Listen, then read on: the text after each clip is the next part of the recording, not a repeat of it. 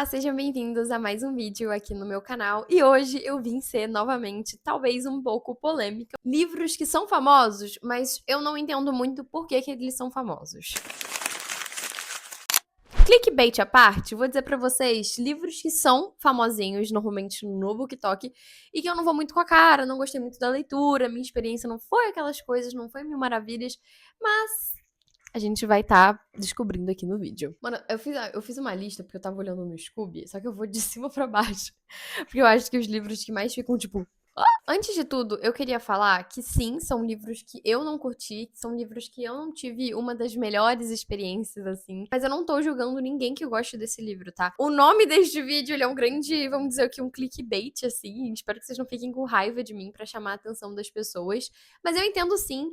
Porque pra mim, toda leitura é válida, todo livro ele passa alguma mensagem. E às vezes levar uma interpretação ali pra uma vida pessoal, uma experiência própria da pessoa e acabar tendo um outro tipo de experiência. Primeiro, a gente tem um livro que é super famoso, que se chama Pessoas Normais, da Sally Rooney. Bom, esse livro, ele conta a trajetória de dois personagens, assim, desde ali da adolescência, meio que infância deles, que eles se conhecem, até a vida adulta. E aí vai mostrando como que a vida deles era, assim, toda hora perto um do outro, e as complicações de uma vida adulta, de uma vida jovem adulta, assim, faculdade, depois trabalho. É aquela coisa, a personagem principal, ela é super solitária, ela é introspectiva, enquanto ele é uma pessoa super extrovertida, popularzinho, assim, na escola, mas, assim, meio que os papéis invertem. Então, eles têm que lidar com essas frustrações, não só disso, porque isso é uma coisa muito mínima, mas algumas frustrações da vida adulta, da vida jovem adulta. E a grande questão desse livro é porque mostra muitos problemas,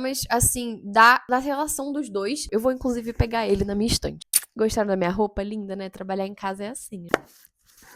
Primeiro, uma coisa super pessoal. Eu acho o jeito que esse livro é escrito, e quando os personagens eles vão conversar, meio que você não sabe, e não é sinalizado, tipo, obviamente, que eles estão conversando. Um travessão, entre aspas, algo do tipo. Não, é só soltado ali do livro, então meio que você tem que subentender. Falando assim, parece uma coisa complicada, mas realmente quando você tá lendo, mas depois você se acostuma e você vai entendendo quando eles estão conversando ou quando eles não estão conversando.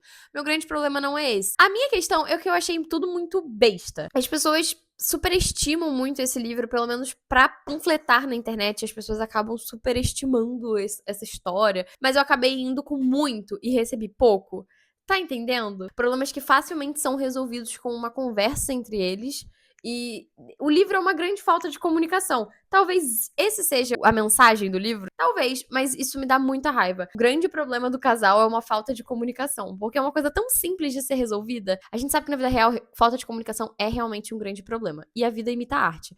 Mas, nesse livro, eu achei uma grande enche-linguiça, sabe? Se eu pegar pra ler esse livro em outra época da minha vida, eu tivesse gostado mais dele. Eu li ele quando eu tava, se eu não me engano, sei lá, no primeiro ano do ensino médio. Então, realmente, talvez se eu lesse hoje em dia, quando eu tenho 18 anos agora, ou quando eu tiver com 20, talvez eu tenha outra experiência. E eu pretendo fazer isso. Eu pretendo ler Pessoas Normais, porque eu acho que ele é um livro muito focado pra pessoas que estão experimentando esse tipo de experiência que o livro passa. Acabou não me pegando muito, mas eu não gostei. Achei um grande enche-linguiça. O próximo também é da Sally Rooney. O próximo é Um Belo Mundo Onde Você Está. Eu olhei pro lado que esse nome eu li, na verdade, em inglês. E pra vocês que eu nem lembro direito desse livro, sabia? Porque eu achei ele tão ruim que eu acho que eu dei uma nota menor do que Pessoas Normais pra ele. Ó, eu vou ler pra vocês uma sinopse da Amazon, porque esse livro é tanta informação e ao mesmo tempo é tão... Alice conhece Félix pelo Tinder. O primeiro encontro, inclusive o livro começa com esse primeiro encontro. Ellen, que é outra personagem, tá tentando superar o término do seu último relacionamento, enquanto precisa lidar com a falta da melhor amiga. A melhor amiga é a Alice, que tava nesse encontro com o Félix, que ela se mudou pra outra cidade. Ela acaba voltando a flertar com Simon, um homem mais velho que acompanha sua vida há tempos. Esse livro é outra encheção de linguiça. Esse livro eu odiei muito. Tipo, Pessoas Normais, é o que eu falei. Talvez eu tenha pegado pra ler ele em um momento difícil. Primeiro, que é a mesma coisa de Pessoas Normais. Eu acho que o livro ele é todo cheio de uma dramatização de problemas, não vou dizer fúteis, porque alguns problemas ali realmente não são fúteis. Mas é uma grande drama, tipo, que não se resolve. E os personagens vão botando ali um drama, uma encheção de linguiça, que eu fico assim, pelo amor de Deus, que isso? São 4 personagens, são 2 casais. Eu já li livro, tipo assim, papo de uns 20 personagens, e todos eles falavam. Ela consegue deixar com que somente 2 personagens principais deixa um livro completamente louco, tipo, confuso mesmo. Eu tinha momentos, e ainda tem esse fato de que ela não separa as falas, são 2 casais, e esses 2 casais, eles vão conhecer outras pessoas durante o livro, e é uma exceção de linguiça, são falas que não são, tipo assim, não são entendidas, elas não são esclarecidas, que são conversas, ai, e é muito tipo assim, tá acontecendo uma coisa, vamos supor, a personagem Alice tropeçou e o Félix foi ajudar. Acabou o capítulo. E aí vai pro outro. E aí, eu acho que isso é um grande, assim, desafio pros escritores. E fazer um livro onde você intercala pontos de vistas de histórias diferentes, fica entediado durante a leitura, tipo assim, eu terminei esse capítulo e eu queria tanto voltar pra ele porque dessa outra personagem tá muito chato. É o que acontece em Belo Mundo onde você está. Eu sentia que, tipo assim, os dois pontos de vista eram extremamente chatos, extremamente monótonos. Eu tinha vontade de largar o livro, jogar ele pra cima, tacar fogo, botar ele na água, que eu ficava com tédio a todo momento. Sabe aquele negócio de, é muita história que não leva a lugar nenhum? Essa é minha resenha sobre esse livro. Agora, a gente vem para um polêmico. Acotar. Corte de Espinhos e Rosas. É um livro de fantasia, é um livro sobre féricos, eu nunca sei falar isso, sobre fadas e coisas fantasiosas. Isso não é um problema pra mim, tá, gente? Porque eu já li outros livros de fantasia e eu adoro esse negócio de fada, de. Enfim, mundo louco.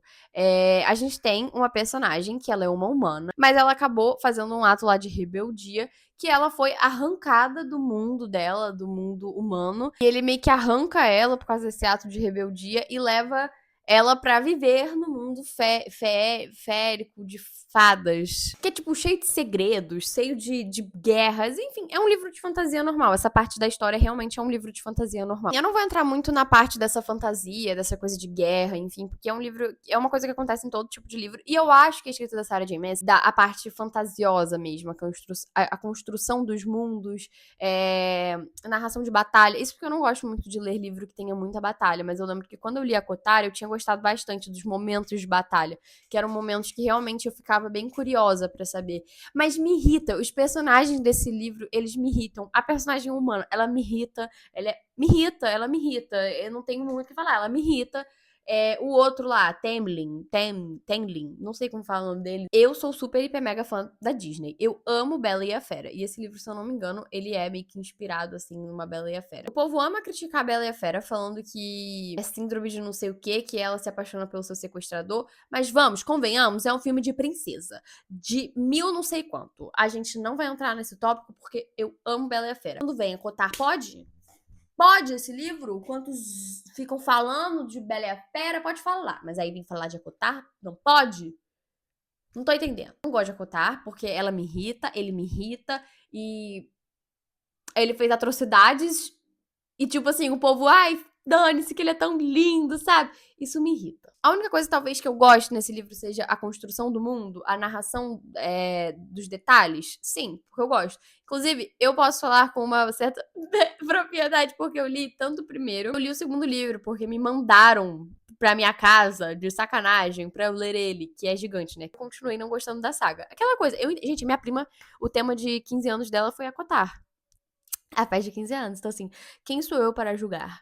Certo. Outro polêmico, gente. Mentirosos. Esse daí, inclusive, eu li ele inteiro. Eu comecei e terminei ele em uma madrugada, junto com uma amiga minha, que é a Dudinha. E a gente fez isso em live. A leitura, ela é uma leitura muito boa. Eu gosto de Mentirosos. Eu acho que de todos esses livros que eu tô falando aqui, talvez Mentirosos seja o que eu mais tenha gostado, aproveitado a leitura dentre todos os outros que eu já falei. Mas o que me irrita muito em Mentirosos é o que eu repeti, se eu não me engano, em Pessoas Normais, que eu entrei esperando muito e eu me decepcionei muito. A questão de decepção foi um grande ponto na minha história, na minha trajetória de leitura com o livro, porque eu li ele na época que ele tava super hypado. Pra mim, o maior problema dele é o jeito que as pessoas panfletam ele, pelo menos panfletavam, né? Eu nunca mais vi ninguém falando muito desse livro, mas eu lembro que na época eu li ele, tipo assim, eu comecei a ler ele muito animada, porque eu lembro que as pessoas, elas panfletavam o livro dessa forma aqui. O plot desse livro você nunca vai adivinhar. É a coisa mais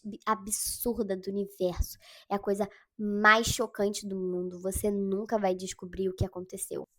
Eu descobri o que aconteceu na 10ª página do livro. Eu descobri o que aconteceu no primeiro capítulo. E eu lembro que, tipo assim, eu e minha amiga, a gente não sabia que a gente tinha descoberto, né? A gente tava, tipo, enquanto a gente fazia live, a gente mandava uma mensagem uma pra outra no WhatsApp, tipo, falando, será que é isso? Será que é aquilo? Porque a gente tava lendo ao mesmo tempo. E aí a gente, juro, da gente lendo o final, que a gente riu muito, porque, tipo assim, a primeira teoria que a gente fez foi literalmente tudo o que aconteceu. A gente descobriu todos os mínimos detalhes. E pra mim é isso que me irrita, porque panfletaram o livro de uma forma focando no plot twist. Mas não é aquela coisa. Se as pessoas tivessem panfletado de uma forma amênua, tipo assim, esse livro é muito bom, eu gostei muito do plot twist. Ok, muito bom, mas agora falar exageradamente que você nunca vai descobrir o plot me irritou, porque eu entrei com uma expectativa que eu realmente nunca descobriria o plot. E eu descobri no primeiro capítulo, e isso me deixou irritada. Mas se eu tivesse começado a ler o livro sem nenhuma expectativa do TikTok, eu tenho certeza que eu teria gostado muito dele. Porque eu sou o tipo de pessoa que, se eu gostei muito da leitura, só que o final não me impactou, eu não ligo muito. Porque assim, pô, eu vou desmerecer, sei lá, 200, 300 páginas escritas só por causa de um final. Normalmente, eu não ligo muito pro final. A minha experiência de leitura, ela vale mais do que um plot twist, do que um final de um livro. Mas se você falar, você odeia mentirosos? Eu não odeio mentirosos. Eu odeio o jeito que ele é divulgado na internet. Ou era divulgado, né? Mas assim, tá tudo bem. Se você não descobriu também, tá tudo ótimo. É porque eu lembro que eu me empenhei muito pra descobrir ele. Eu fiz 300 teorias. E aí eu descobri na primeira. Que eu nem tinha levado a sério, inclusive. Agora a gente vai pro último livro, que é Você Ligou para o Sam. Gente, esse livro, ele é uma grande piada pra mim. Porque ele tem um grande potencial. Sabe quando você vai num cinema e você assiste um filme que a sinopse dele é tipo assim, meu Deus, você consegue imaginar um filme perfeito? Usaram uma sinopse fantástica pra um filme ruim? É exatamente o que acontece nesse livro, na minha opinião. A gente tem uma personagem principal que ela tá namorando com um garoto e ela é super apaixonada por ele é super apaixonado por ela. Ela imagina a vida dela do lado dele pra sempre. Só que a vida dele é ceifada muito cedo, ele morre em um acidente de carro, ele morre muito jovem e acaba que ela fica meio sem saber pra onde ir e ela começa a ouvir toda hora a caixa postal dele. Ela liga pra ele com saudade dele, mesmo sabendo que ele não iria atender, só pra poder ouvir a caixa postal, a voz dele falando. Só que uma dessas vezes que ela foi ligar pra esse menino, ele atendeu. Então, de alguma forma, algum tipo de conexão sobrenatural, assim, uma coisa mais outro plano, ele atendeu e eles conversam durante um tempo. Só que é o que eu falei, a sinopse dele, gente, poderia ser uma coisa tão boa, tanto levando pra um lado místico da coisa mesmo, tipo assim, ele era realmente o espírito dele falando, ou levando pra um lado mais psicológico. Não sei, gente, esse livro, essa história, ela poderia ter sido desenvolvida por tantos lados e de tantas formas. É uma história interessante, sabe? Eu lembro que quando eu li essa sinopse, eu fiquei, nossa, me passa uma história interessante. Eu fico curiosa pra ler esse livro. Foi levando pra umas coisas muito aleatórias que eu fiquei assim, nossa, conseguiram estragar uma história que tinha um potencial muito grande. Eu até tinha separado outros livros aqui, mas eu acho que eu já falei tanto. Mas foi isso, gente. Quero agradecer vocês por assistirem o vídeo de hoje. Lembrando que eu não estou julgando a leitura de vocês, eu estou falando a minha experiência literária. Mas é isso, gente. Espero que vocês tenham gostado do vídeo. Beijocas e até a próxima. Tchau!